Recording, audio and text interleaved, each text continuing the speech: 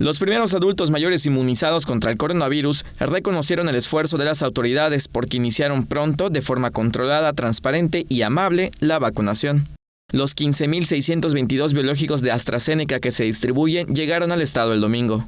Al vallisoletano Esteban Eguán se le informó 3 días antes de la fecha designada. De dolor, gracias a Dios, ahorita no tengo nada. Ahora que sigue así, no siento nada. Sí.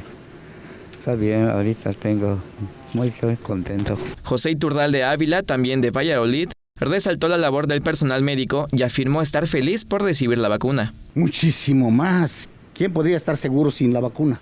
Ahora sí estoy seguro. Estoy entusiasmado, contento, pegando brincos. Es lo que estábamos esperando por mucho tiempo. Muy coordinado, bastante coordinado y muy buena respuesta.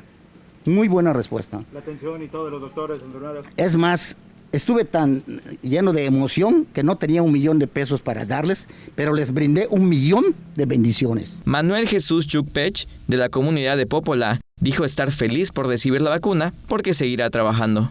Yo soy taxista y pues voy a seguir trabajando, pero sin bajar la guardia. Siempre he tratado de cuidarme y la familia también nos cuida, nos aprecia también. ¿Se siente usted más seguro? Estoy súper para seguir trabajando. Pidieron a los adultos mayores no tener miedo de vacunarse debido a que el biológico es seguro.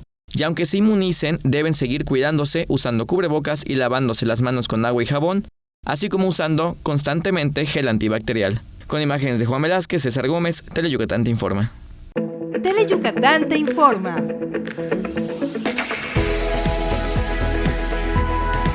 Lunes a viernes, 3 de la tarde. Síguenos.